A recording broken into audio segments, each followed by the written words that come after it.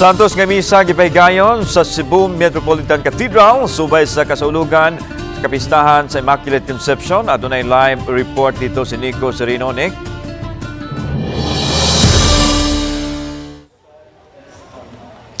Yes, Lani, mga orasa nagpadayon ang Misa Pontifical dito sa Cebu Metropolitan Cathedral ining kasaulugan sa fiesta sa Immaculate Conception.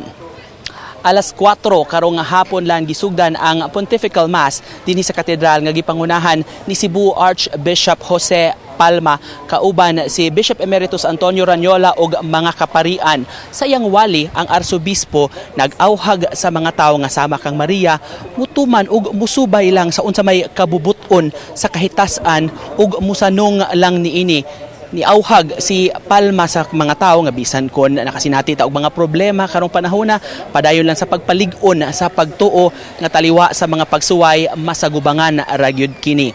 Sa pagkakaron ang Santos nga misa lan bag-o walay nahuman ang communion og dunay mga gamayng mga announcements nga gihatag karong mga higayuna og pagpasalamat sab sa ilang mga partners ug mga benefactors. Una pay hatag kining final blessing dinhi sa mismo sa sud sa simbahan.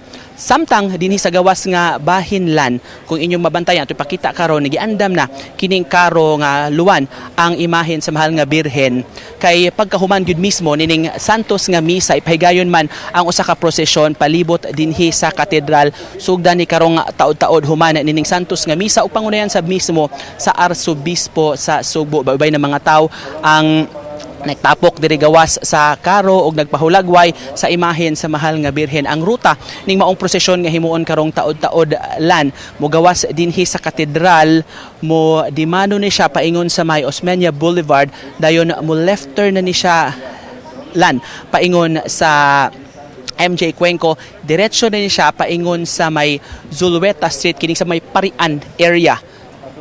Dayon gikan sa may Parian area mo subay kini sa Dan Mabini pabalik na dayon dinhi sa katedral. Nahinabi nato kaganiha ang sakop sa Cebu City Transportation Office, naka-standby na sab ni sila dinhi sa gawas aron mo lead sa prosesyon sa convoy sa makataw nga mo uban karong taod-taod. Matud nila wala gyoy direkta nga pagsira sa kalsada, kini lang yung maagian mismo sa ruta sa prosesyon ang ilang isira, pero ang Picas Lane maagian na gyud gihapon kini sa dagan sa mga sakyanan.